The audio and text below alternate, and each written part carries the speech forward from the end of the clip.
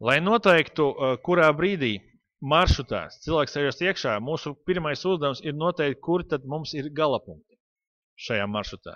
Un veids, kā mēs to varam izdarīt no šiem datiem, ir atrast šo attālumu, šo starpības starp nākamo validāciju tik lielu, lai mēs varētu pieņemt, ka tas notika tāpēc, ka mašīna vienkārši stāvēja galapunktā, gaidīja nākamo reisu.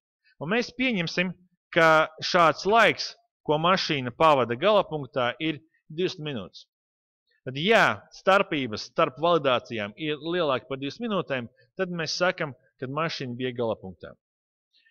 Tur varētu būt nepilnības, bet mēs esam gatavi samierināties ar šo lietu, ņemot vērā apjomu, cik liela ir mūsu tabula, tad šīs skaitlis varētu galu galā izskatīties arī precīzi.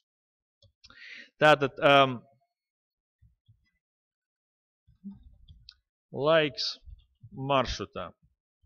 Sauksies stabiņš, un kā mēs to veidosim. Tad mans tests salīdzinājumā ar, piemēram, laiks ceļā izskatās šādi. Tad pirmais ir tas pats. Man tāpat ir jāparbauda, vai šī brīža mašīna ir tā pati mašīna, kas bija iepriekšējā validācijā. Man tāpat ir jāparbauda, vai šī brīža datums ir tāds pats, kāds tas bija iepriekšējā validācijā. Un ko man vēl ir jāizdara? Vēl man ir jāparbauda, vai šī brīža laiks, kas ir pavadīts gaidot validāciju, H2, ir lielāks par to intervalu, kādu esmu izvēlējies, 20 minūtes. Ja tas ir lielāks, pretēji, mazāks, ir tāds mazāks par šo te intervalu.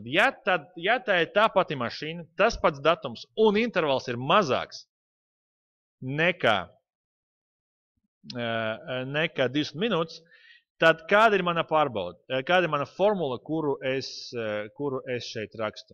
Tad mana formula ir iepriekšējais laiks maršrutā, I1, plus tas laiks, kas ir pavadīts gaidot nākamo validāciju, H2.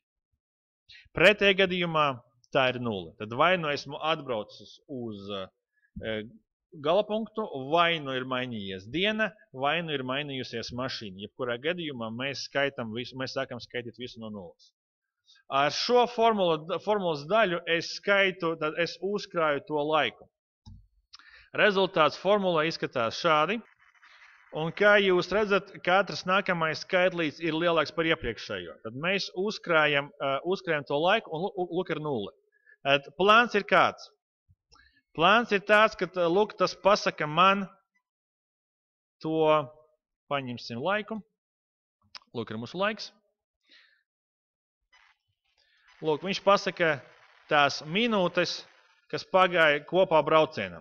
Lūk, pagāja 8-11 minūtes, un šeit mums mainījās kaut kas, un mēs sākam no 0 skaitīt. Un tā tālāk. Mūsu intervals šeit bija pārāk garš. Tad 11 minūtes viņi patērē. Pēc tam iet nākamais, uzkrāja,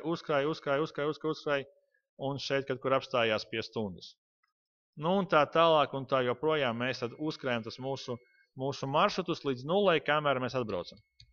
Tā ir mūsu loģika, kuru mēs šeit gribētu redzēt.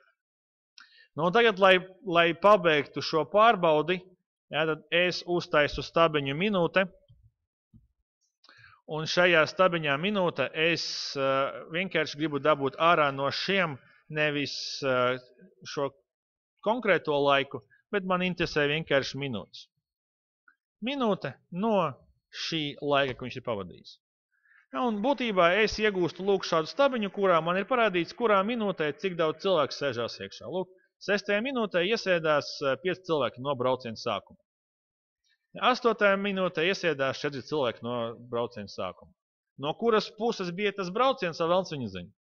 Ja, bet brauciens bija, pieņemot, ka tas ir mūsu galapunkta laiks. Varam samazināt līdz 15 minūtēm, tas samazinās aprēķins. Ja, tad šeit es neko nemainu.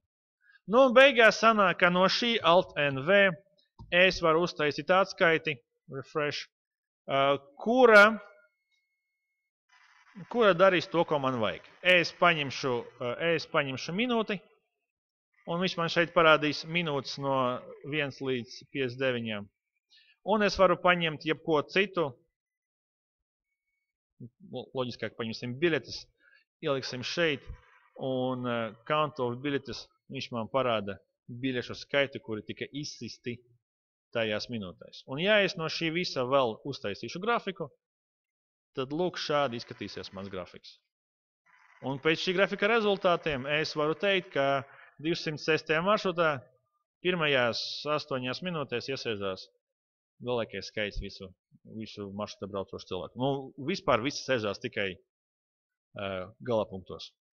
Vispārējais. Bet tas ņemot vērā manu to pieņēmumu, ka mēs gaidām 20 minūtes. Protams, ka tas nevienmēr gadās, bet ja jūs mājās papētīsiet un pamainīsiet šeit minūtiņas, tad redzēsiet, ka šī grafika struktūra īpaši nemainās. Tur viņi vēl jūs mazāk, bet šis te lēciens, kas varētu būt saistīts ar to, ka šajā daļā mums ir kaut kas ap vefu, abos galos, ja, vai alfa un vēl kaut kas, tad tas varētu būt iemesls, kāpēc šeit ir tāds pieaugums. Salīdzinājumā ar šo, te ir alfa un centrā tas varētu būt kaut kur pie Tallinas ielas, Cēsu ielas, kaut kas tāds. Lūk šāds skaidrojums.